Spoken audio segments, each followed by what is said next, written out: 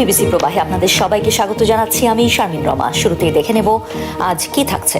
জ্বালানি তেল পেতে সাধারণ মানুষের ভোগান্তি কোথায় গিয়ে দাঁড়িয়েছে, সরকার কি করছে, আলোচিত শিক্ষামন্ত্রীর সময়ে প্রথম পাবলিক পরীক্ষা ঘিরে কি আলোচনা চলছে, যুক্তরাষ্ট্র ও ইরানের মধ্যে দ্বিতীয় দফা আলোচনার ব্যাপারে কি জানা যাচ্ছে, এসব নিয়ে বাংলাদেশ ট্রেন্ডিং। সঙ্গে আছেন বিশ্ববিদ্যালয়ের শিক্ষক আসিফ মাহমুদ শাহান। তার কথা তো শুনবো, একই সাথে আপনারা মতামত জানাতে পারেন বিবিসি বাংলার ইউটিউব, ফেসবুক, ইনস্টাগ্রাম ও এক্স হ্যান্ডেলে। এছাড়াও ভিজিট করুন বিবিসি বাংলার ওয়েবসাইট। জ্বালানি তেল নিয়ে বিশ্বজুড়েই যখন কঠিন পরিস্থিতি, এমন অবস্থায় আগে দাম বাড়ানো হবে না বলা হলেও পরে দাম বাড়ানো হলো বাংলাদেশে। সংসদ অধিবেশনও এ নিয়ে হয়ে উঠেছে উত্তপ্ত। যদি জ্বালানির কোনো সংকটই না থাকে তাহলে এত লম্বা লাইনই বা কেন, দামই বা বাড়াইতে হয় কেন, অফিস কর্মসূচি সময় পরিবর্তন করতে হয় কেন, এই প্রশ্নগুলা তো ওঠে মাননীয় স্পিকার। এমন অবস্থায় সবচেয়ে ভোগান্তিতে রয়েছেন যারা জ্বালানির জন্য পাম্পের বাইরে দীর্ঘ লাইনে দাঁড়িয়েছেন। কি অবস্থা সেসব মানুষের, দেখেনি অর্চি অতনরিলার প্রতিবেদনে।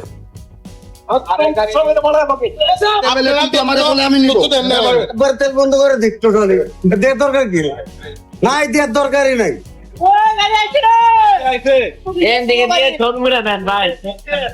মানুষের অবস্থা হয়েছে, ঈদ আইলে খুশি হয়, তেল আইলে খুশি হয়। এটুকু আনন্দের পেছনে আছে দিনভর গরমে দাঁড়িয়ে অপেক্ষা। যেখানে ভাত খাওয়ার কথা সেখানে চা রুটি খাইতেছে। পানি দেন খায়, পানি তো আগুন হয়ে গেছে। সিরিয়াল বই না আসছি প্রায় 155টা গাড়ি সিরিয়ালে বসে, ওয়াশরুম নাই, বাথরুম নাই, কোথাও এক নম্বরটা করতে পারতেছি, বাথরুম তো কোথাও পাইতেছি না, কোথাও করতে। এই অবস্থা আমরা আছি। সরকারের জন্য আছে তেল, সরকারের জন্য আছে, পাবলিকের জন্য নাই। সারাদিনই মাটি, একটা যে মেন্টাল একটা যে আমাদের পেশার মধ্যে আছি, এটা তো বোঝার কেউ নাই। 1000 টাকার তেল দেওয়া যাবে, আচ্ছা, কিন্তু 1000 তেল ঢুকে নাই। তেল অলরেডি আছে, তেল থাকার পরেও নিয়ে আসছে তেল নামার দিন। ওই দেখেন 700 টাকা তেল ঢুকেন। মহাখালী রেল ক্রসিং এর উপর দিয়েও গেছে লাইন। পাইপ বিক্রি করে দেবো, কেউ কিনলে জানায়েন, কমেন্ট করতে পারেন। কিরা রুবেন আর যে পেছিল সেটা তো আর কসবা। ট্রেন যাওয়ার সময় কিছুটা সারিভঙ্গ, এরপর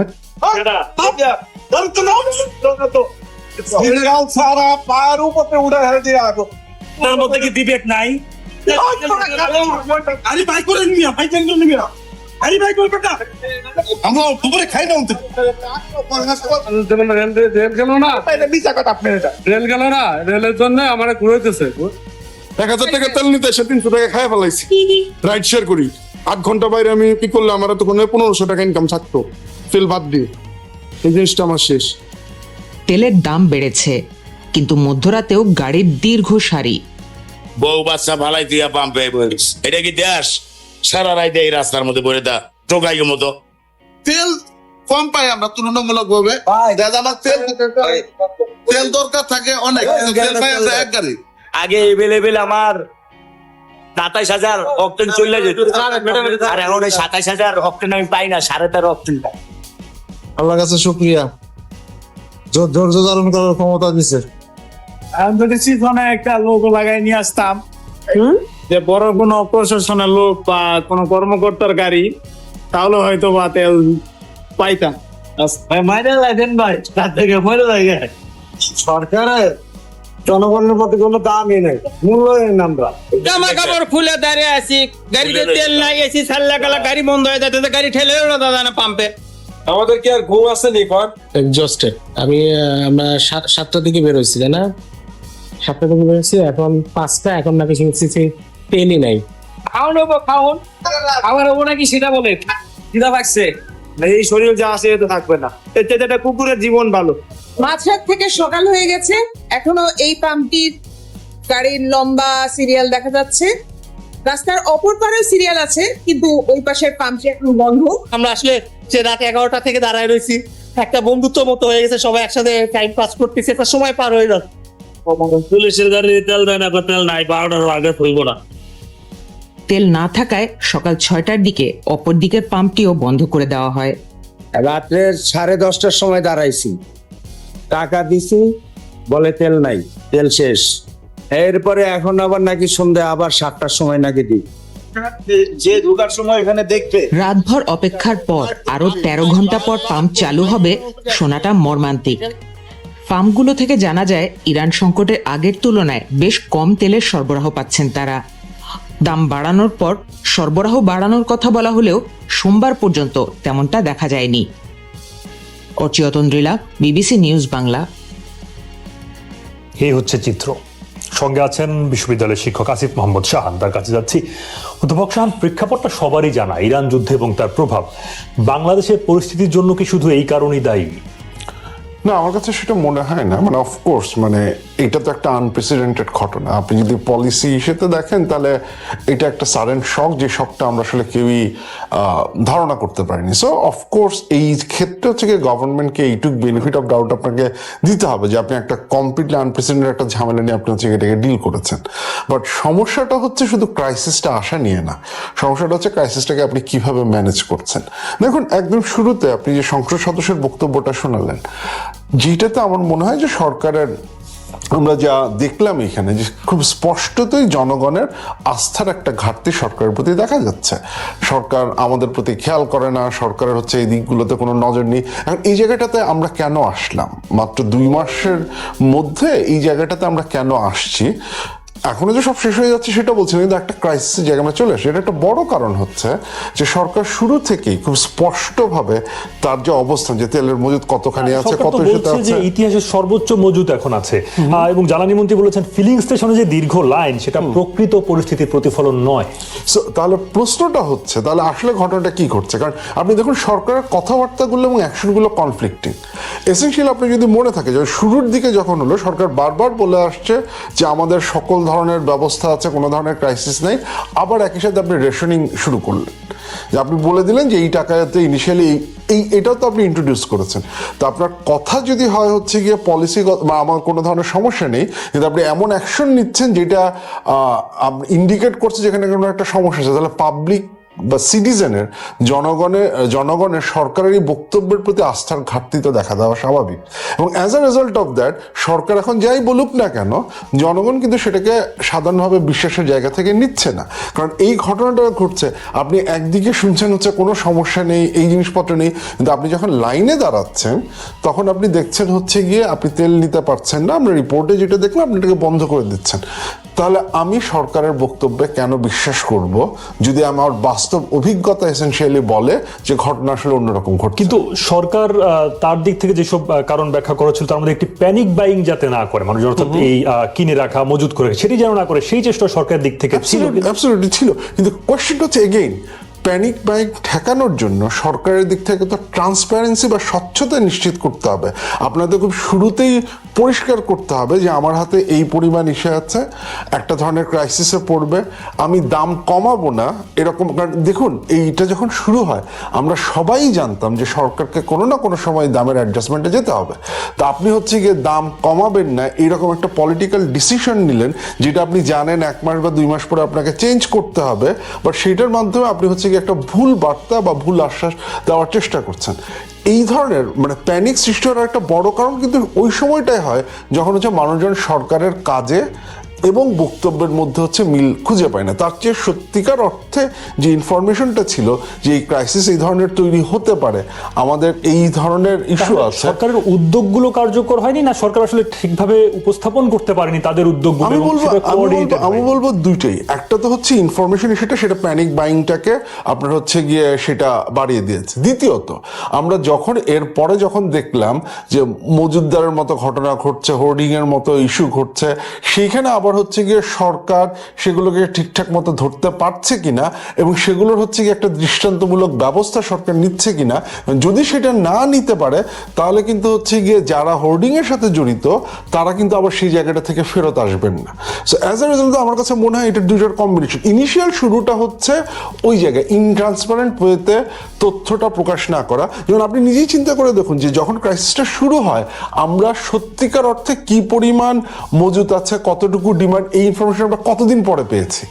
এই যে মাঝখানে দীর্ঘ সময় একটা ইনফরমেশন গ্যাপ থাকা, সেটা তো আমাদের সবার মধ্যে এক ধরনের শঙ্কা তৈরি করে যে আসলে অবস্থাটা কোথায় তাহলে যাচ্ছে। অধ্যাপক শাহান, এই যে সাধারণ মানুষের যে ক্ষোভ দেখা যাচ্ছে, তাদের ধৈর্যচ্যুতি ঘটছে, বাকবিতণ্ডায় জড়িয়ে পড়ছেন, এটি সামগ্রিকভাবে আরো কোনো বড় ক্ষোভের, যেহেতু আরো নানান রকম অপ্রাপ্তি অসঙ্গতি রয়েছে, সেটি কি আবার বাড়িয়ে দিতে পারে কিনা? ফলে এটা অন্য কোথাও আসলে পারে, কিন্তু সেটা ডিপেন্ড করবে সরকারের উপরে। সরকার হচ্ছে গিয়ে অ্যাট দ্য সেম টাইম দাম বাড়ানোটা, সেটা অবশ্যই হচ্ছে গিয়ে এই ক্রাইসিসটা ম্যানেজমেন্টের একটা গুরুত্বপূর্ণ পদক্ষেপ। এবং একই সাথে যে আমরা আগামী 2-3-4 দিন দেখব যে এই লাইনের এই জিনিসপত্রগুলো কি হচ্ছে, সরকার যত দ্রুত মানুষের অসন্তুষ্টি এবং সেই অসন্তুষ্টির সাথেই সম্পর্কযুক্ত হচ্ছে মানুষের বিশ্বাস বা আস্থা সরকারের প্রতি। এইখানে যে ডেফিসিটটা তৈরি হয়েছে, এই ডেফিসিটটা সরকার যদি কমাতে পারে বা সেটাকে একটা নিউট্রালাইজ জায়গায় করাতে পারে, তাহলে আপনি এসেনশিয়ালি হচ্ছে গিয়ে হয়তো আমরা বড় ধরনের কোনো ক্রাইসিসের মধ্যে আপনি যে ধরনের কথা বলছেন সে ধরনের ঘটনা ঘটবে না। কিন্তু এইটা যদি কন্টিনিউ করতে থাকে, যে কোনো একটা ক্রাইসিস, সেটা যদি বারবার বাড়তে থাকে, তাহলে সেই ক্ষোভটা বাড়া স্বাভাবিক। আই হোপ দ্যাট সরকার এই ক্রাইসিস ম্যানেজমেন্টটা, এই কোঅর্ডিনেটেড অ্যাকশনটা, এই যে ট্রান্সপারেন্টলি হচ্ছে ইনফরমেশনগুলো শেয়ার করাটা, এবং হচ্ছে গিয়ে যেখানে ঝামেলাগুলো ঘটছে সেখানে ব্যবস্থা না, এগুলোকে একটা সমন্বিতভাবে করবে। আচ্ছা, দায়িত্ব পাওয়ার আগে থেকেই আগের মেয়াদের নানা কর্মকাণ্ড নিয়ে আলোচনায় ছিলেন বাংলাদেশের শিক্ষামন্ত্রী এহসানুল হক মিলন। এবার নতুন সরকারের আমলে প্রথমবারের মতো অনুষ্ঠিত হতে যাচ্ছে এসএসসি ও সমমানের পরীক্ষা। এই পরীক্ষাকে কেন্দ্র করে কোন বিষয়গুলো আলোচনায় আসছে, তানা তাসনিমের প্রতিবেদনে বিস্তারিত। প্রশ্নপত্র আউট হলে যেই ডিভাইস আউট হবে তাকে আমরা বুঝবো না। নকল বলতে দেখা যায় যে ছাত্রছাত্রীদের মধ্যে ইনভলভ নাই, এর মধ্যে প্রাতিষ্ঠানিক ইনভলভ রয়েছে, সংঘবদ্ধ লোকরা রয়েছে। মঙ্গলবার শুরু হচ্ছে এসএসসি ও সমমানের পরীক্ষা। বিএনপি সরকারের আমলে অনুষ্ঠিত বড় আকারের কোনো পাবলিক পরীক্ষার 2 সপ্তাহের মধ্যে এভাবেই ঘুরে ফিরে বারবার নকলের প্রসঙ্গ এসেছে শিক্ষামন্ত্রীর বক্তব্যে। আর তা হবেই বা না কেন? 25 বছর আগে পরীক্ষায় নকল বন্ধ করে ব্যাপক প্রশংসা কুড়িয়েছিলেন তৎকালীন এই শিক্ষামন্ত্রী। যদিও বর্তমান বাস্তবতায় তার প্রাসঙ্গিকতা নিয়ে উঠছে প্রশ্ন। আপনি 20 বছর আগেকার অ্যাক্টিভিটি এখন দেখালে হবে না, এখন কি দরকার সেটা করা দরকার ছিল। বিক্ষিপ্তভাবে সরকার একটা সিদ্ধান্ত নিচ্ছে, কখনো বলতেছে থার্ড ল্যাঙ্গুয়েজ শেখাবে, আবার বলতেছে বাধ্যতামূলক করা হবে, আবার বলতেছে যে কারিগরি শিক্ষা বাধ্যতামূলক করা হবে, আবার বলতেছে যে স্পোর্টস বাধ্যতামূলক করা হবে। কিসের বেসিসে? আপনি কিসের বেসিসে করবেন? আপনার কি শিক্ষক আছে? আপনার কি সেই ক্যাপাসিটি আছে? আপনার কি সেই অবস্থা আছে? আগে দরকার ছিল পুরো জিনিসটাকে সাজানো। শিক্ষাটা যাতে নকল মুক্ত হয়, এটা তার আগে যিনি যে কাজটা করেছেন সেই অভিজ্ঞতা থেকেই তিনি চেষ্টা করছেন। তবে এখানে হয়তো আরো অনেক কিছু প্রাসঙ্গিক বিষয় তার গুরুত্ব দেয়া উচিত বলে আমরা মনে করি। যে সংস্কার এজেন্ডা ঘোষণা করেছিলেন সেগুলো বাস্তবায়নের একটি রোডম্যাপ আমাদের দরকার। নকল ছাড়াও পরীক্ষা ঘিরে বিভিন্ন সময় নানা হুঁশিয়ারি এসেছে শিক্ষামন্ত্রীর পক্ষ থেকে। পরীক্ষার কেন্দ্রে সিসিটিভি ক্যামেরা লাগানো সহ দায়িত্বরত কর্মকর্তাদের প্রতিও দেয়া হয়েছে কঠোর বার্তা। বাথরুমে যদি নকল থাকে আমরা কাকে ধরবো? কারণ সচিবকে ধরবো। আবার বলেন না যে পরীক্ষার সময় বিদ্যুৎ ছিল না, সেই জন্য আমাদের ক্যামেরাগুলি অন ছিল না। যারা এটা বলবেন মনে মনে ভাববো ডাল মে কুছ কালা হ্যায়। গত শনিবার শিক্ষক নিয়োগ পরীক্ষার সময় মন্ত্রীর উকিঝুঁকি দেওয়ার একটি ভিডিও ব্যাপক ভাইরাল হয়। বিশ্লেষকরা বলছেন, পরীক্ষার আগে এই ধরনের কর্মকাণ্ড শিক্ষার্থীদের মধ্যে উদ্বেগ সৃষ্টি করছে। অভিভাবক পর্যন্ত তারা বলছেন যে এত সিসিটিভি ক্যামেরা লাগিয়ে বাচ্চারা ভয় পাচ্ছে। তো এটা তো নগর কেন্দ্রিক চিন্তা ভাবনা। গত বছর কিন্তু আমরা দেখেছি অনেক শিক্ষার্থী রেজিস্ট্রেশন করে পরে আর পরীক্ষা দিতে আসেনি। এটা নিশ্চিত করা, এবং এটা নিশ্চিত করতে পারেন কিন্তু স্থানীয় শিক্ষা প্রশাসন। গতকাল আমরা দেখেছি যে উনি যেভাবে উকিঝুঁকি মারতেছেন, হ্যাঁ, যে মানে ইয়া করার জন্য, এগুলো তো মন্ত্রীর কাজ না। মন্ত্রীর কাজ হলো প্ল্যানিং করা, ওভারঅল জিনিসটাকে অপারেটিভলি ইয়া করা, যারা এক্সপার্ট তাদেরকে দিয়ে কাজ করানো। তো এই কাজগুলো করতে গিয়ে তো এক ধরনের অস্বস্তিকর এবং ভীতিকর একটা পরিবেশ তৈরি হয়েছে। কখনো কখনো শিক্ষকদেরকেও হুমকি দামকি দেওয়া হচ্ছে। তো শিক্ষকরা তখন চিন্তা করছে কি করব, যে আমরা তাহলে ইয়া করব।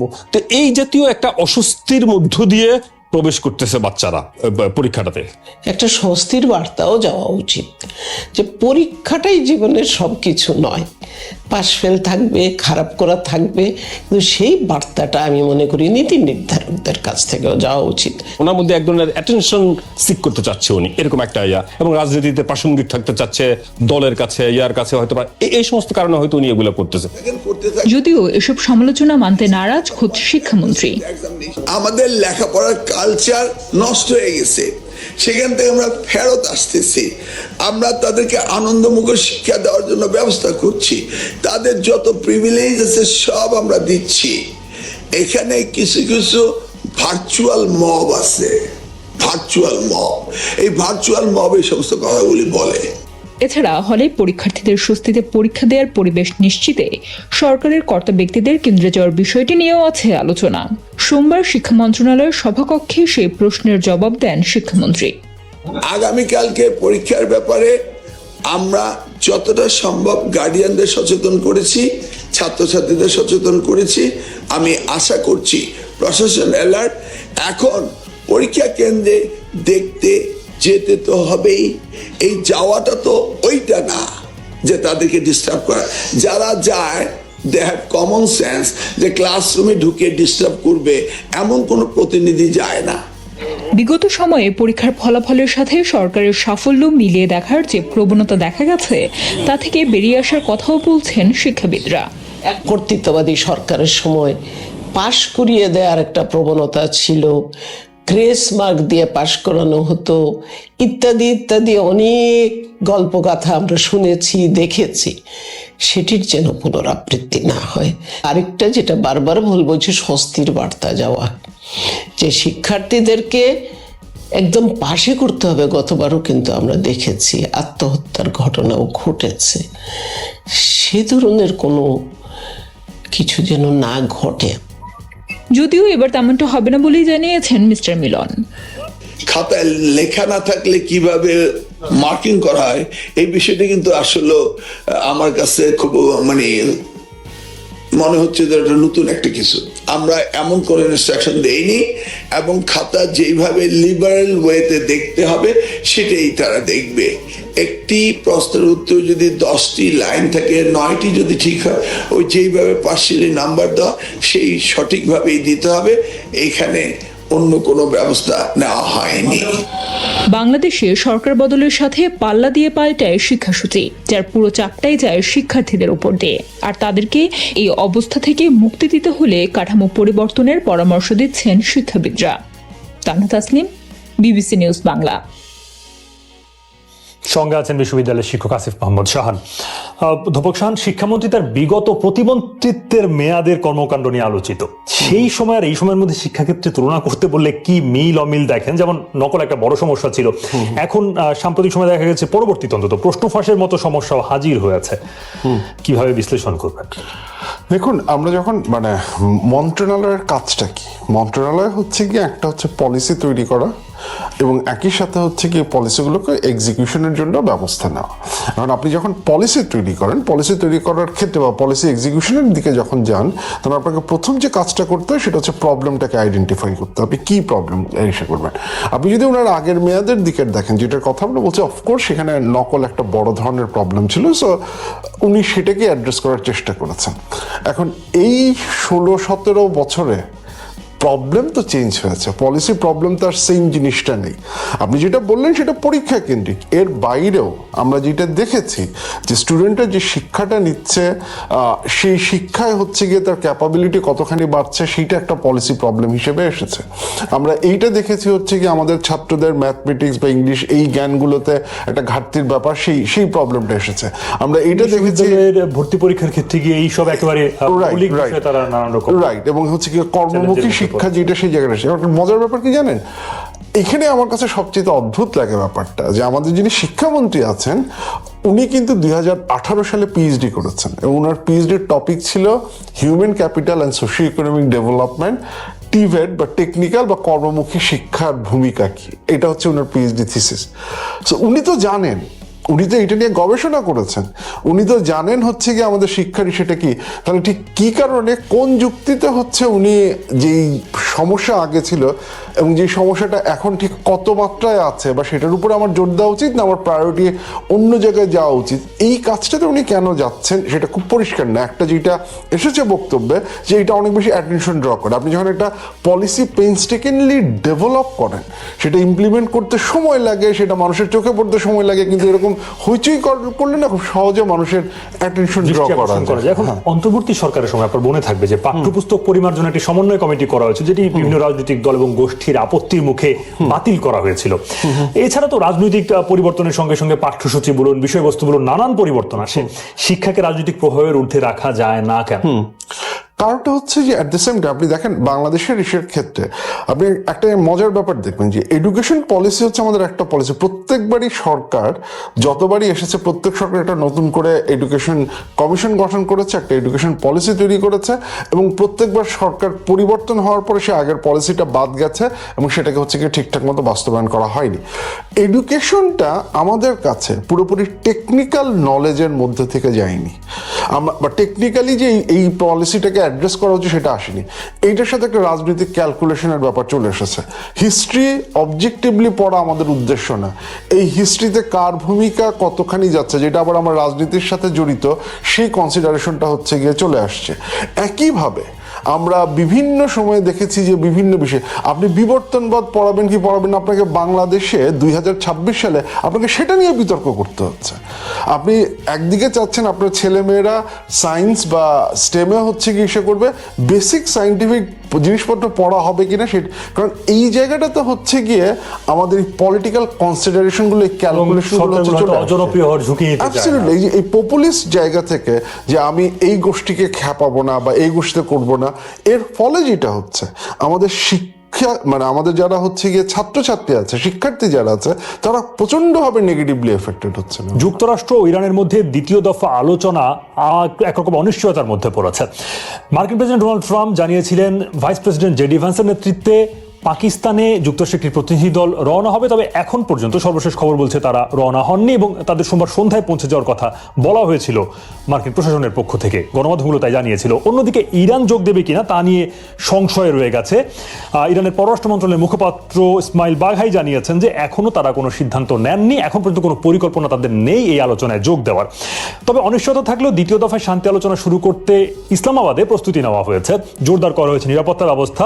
বিদেশি প্রতিনিধিদের আগমন কেন্দ্র করে সেরেনা হোটেল এবং এর আশেপাশের গুরুত্বপূর্ণ সড়কগুলোতে মানুষ এবং যানবাহন চলাচল বন্ধ ঘোষণা করা হয়েছে। এদিকে ইরানের রাষ্ট্রীয় গণমাধ্যমের খবরে বলা হয়েছে যুক্তরাষ্ট্র নৌ অবরোধ তুলে না নিলে আলোচনায় অংশ নেবে না তেহরান। এর মধ্যেই ইরানি পতাকাবাহী কার্গো জাহাজ আটকের খবর দিয়েছে যুক্তরাষ্ট্র, জবাবে মার্কিন সামরিক জাহাজে ড্রোন হামলা চালিয়েছে ইরান। এসব খবরে বিশ্ববাজারে আবারও বাড়তে শুরু করেছে জ্বালানি তেলের দাম। এ বিষয় নিয়ে কথা বলতে চাই, বিশ্ববিদ্যালয়ের শিক্ষক আসিফ মোহাম্মদ শাহান আছেন সঙ্গে। এই আলোচনার সম্ভাবনার মধ্যে নতুন করে উত্তেজনা ছড়ালো, এই এসকালেশন আসলে কার কি লাভ ক্ষতি? এই কার্গো জাহাজ আটক, আবার পাল্টা হামলা, কারো তো আসলে এখানে লাভের কোনো ইস্যু নেই। এবং মজার ব্যাপারটা যেটা হচ্ছে যে ইরানের মধ্য থেকে ইরানের প্রেসিডেন্ট কিন্তু অলরেডি আজকে একবার বলেছেন যে এই যুদ্ধটা আসলে কারোর জন্যই কোনো ধরনের উপকার বয়ে নিয়ে আসছে না। কিন্তু একই সাথে মানে যেই জায়গাটা আমরা এখানে দাঁড়িয়েছি, এইটা দুটো রাষ্ট্রের মধ্যে মানে জিনিসটা হচ্ছে গিয়ে not necessarily about welfare or other things, এটা অনেক বেশি হচ্ছে গিয়ে ইগোর জায়গাতে হচ্ছে গিয়ে চলে আসছে। এবং ওই জায়গাটাতে এসে কোনো দলই বা কোনো দেশই আর কি এসেনশিয়ালি হচ্ছে গিয়ে কোনো ধরনের ছাড় দিতে চাচ্ছে না তার পজিশনের জায়গাটা থেকে। যতটুকু যখন একবার ছাড় দেওয়া হয়েছিল সেই ছাড়ের বিপরীতে আজকেও যেটা হয়েছে যে আপনার হরমুজ সেটা পার হওয়ার পরে সেই জায়গাটা হচ্ছে গিয়ে অ্যাটাক করা হয়েছে। সো এই জিনিসটা আমার মনে হয় না যে এইরকম একটা অনিশ্চয়তার মধ্যে দিয়ে আমাদের আরো বেশ কিছুদিন যেতে হবে। এতে দেশগুলোর মধ্যে আলোচনা এবং একটা সমঝোতায় পৌঁছানোর আন্তরিকতা নিয়েও প্রশ্ন ওঠে কিনা?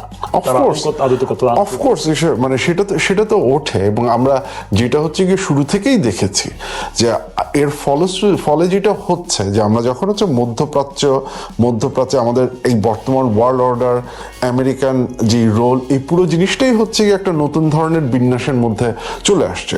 এর মধ্যে বিভিন্ন রিপোর্ট বেরিয়েছে যে মধ্যপ্রাচ্যের অনেকগুলো দেশই তাদের নিরাপত্তা এবং একই সাথে হচ্ছে গিয়ে তাদের যে সম্পর্ক বিভিন্ন দেশগুলোর সাথে সেগুলোকে নিয়ে রিথিঙ্কের একটা জায়গায় হচ্ছে গিয়ে তারা চলে এসেছে। সো ওভারঅল এটা শুধুমাত্র এই দুইটা দেশের না, এটা একটা বড় রিজিওনাল, এবং আমরা জানি যে ইকোনমি এবং এই জায়গা থেকে একটা গ্লোবাল সমস্যার দিকে এটা এগোচ্ছে। বাংলাদেশের ঢাকার রাস্তায় মানুষ ঘুরতে হচ্ছে যদি আরো ফার এক্সটেন্ডে যেতে চায়। অনেক ধন্যবাদ আসিফ মোহাম্মদ খান সময় দেওয়ার জন্য বাংলাদেশ ট্রেন্ডিং। যুক্তরাষ্ট্রের রাজনীতি আর ধর্ম যখন একাকার হয়ে যায়, তখন লড়াইটা আর কেবল হোয়াইট হাউসের ড্রয়িং রুমে সীমাবদ্ধ থাকে না, তা পৌঁছে যায় স্বর্গের সিংহাসন পর্যন্ত।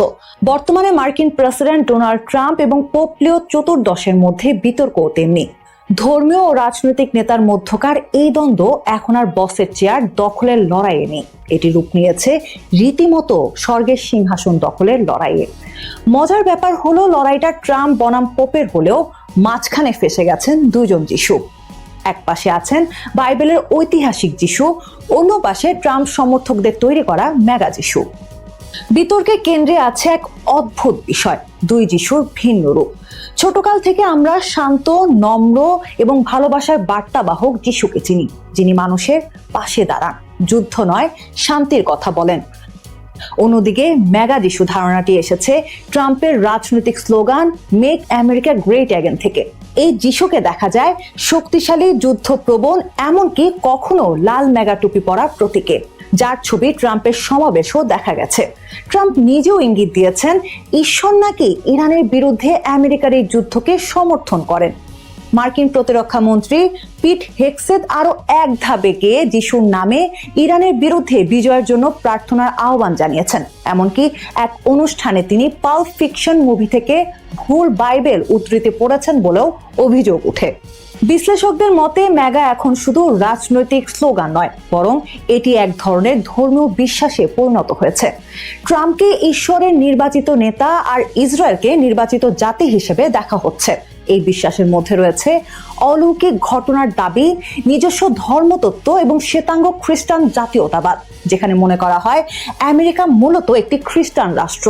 লেখক পিটার ওয়েহনার বলেন, এই প্রবণতা যিশুর আসল শিক্ষা থেকে মানুষকে দূরে সরিয়ে নিচ্ছে।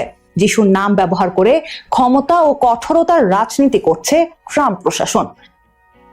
ইতিহাসবিদ ও লেখিকা ডায়ানা বাটলার বাস আরো উদ্বেগজনক একটি দিক তুলে ধরেছেন। তার মতে, যুক্তরাষ্ট্রে কিছু শ্বেতাঙ্গ ইভানজেলিক্যাল বিশ্বাস করেন ইরানের সঙ্গে যুদ্ধ শুরু হলে সেটি শেষ সময়ের সূচনা হতে পারে, যা যিশুর দ্বিতীয় আগমন ডেকে আনবে। এখানেই দাঁড়িয়ে সম্পূর্ণ ভিন্ন অবস্থান নিয়েছেন পোপ লিও। তিনি কেবল একজন ধর্মগুরু নন, বরং প্রথম আমেরিকান পোপও। তাই তাকে আমেরিকা বিরোধী বলে উড়িয়ে দেওয়া সহজ নয়। তিনি সরাসরি আঘাত করেছেন ট্রাম্পের সেই বয়ানে, যেখানে বলা হয়েছিল ঈশ্বর ইরানের বিরুদ্ধে যুদ্ধ সমর্থন করেন। পোপ লিও নবী ইসাইয়ার উদ্ধৃতি মনে করিয়ে দিয়ে বলেন, ঈশ্বর সেই হাতগুলোর প্রার্থনা শোনেন না যা রক্তে রঞ্জিত। খ্রিস্ট ধর্মের নামে যারা নিষ্ঠুরতা ও ক্ষমতার লালসা ছড়ায় তারা ভণ্ড। এই বিতর্কে যোগ দিয়েছেন মার্কিন ভাইস প্রেসিডেন্ট জেডি ভেন্সও। পোপকে ধর্মতত্ত্ব নিয়ে কথা বলার সময় সতর্ক হওয়ার পরামর্শ দিয়েছেন তিনি। প্রশ্ন তুলেছেন, যখন আমেরিকানরা নাৎসিদের হাত থেকে ফ্রান্সকে মুক্ত করেছিল, তখন কি ঈশ্বর তাদের পাশে ছিলেন না? ভ্যান্সের এই প্রশ্ন খ্রিস্ট ধর্মের পুরনো ন্যায্য যুদ্ধ তত্ত্বকেই সামনে আনে, যেখানে বলা হয় সব শান্তিপূর্ণ চেষ্টা ব্যর্থ হলে আত্মরক্ষার জন্য যুদ্ধ বৈধ হতে পারে। অনেকে পোপের বক্তব্যকে গুরুত্বহীন ভাবতে পারেন, কিন্তু ইতিহাস বলছে পোপদের প্রভাব কখনো কখনো রাজনৈতিক মানচিত্র বদলে দিয়েছে। উদাহরণ হিসেবে ধরা হয় পোপ জন পল দ্বিতীয়কে, যিনি সোভিয়েত ইউনিয়নে কমিউনিজম পতনে গুরুত্বপূর্ণ ভূমিকা রেখেছিলেন। তবে পোপ লিওর বর্তমান অবস্থান আমেরিকার খ্রিস্টান সমাজের ভেতর তেমন কোনো বড় ভাঙন ধরাবে কিনা তা নিয়ে বিতর্ক আছে। এই মুহূর্তে ট্রাম্প ও পোপ লিওর দ্বন্দ্ব কেবল বক্তব্য আর পাল্টা বক্তব্যে সীমাবদ্ধ, কিন্তু এর গভীরে রয়েছে আরো বড় প্রশ্ন। যুক্তরাষ্ট্র ইরান সংঘাত বাড়লে কি এই ধর্মীয় বিভাজন আরো তীব্র হবে?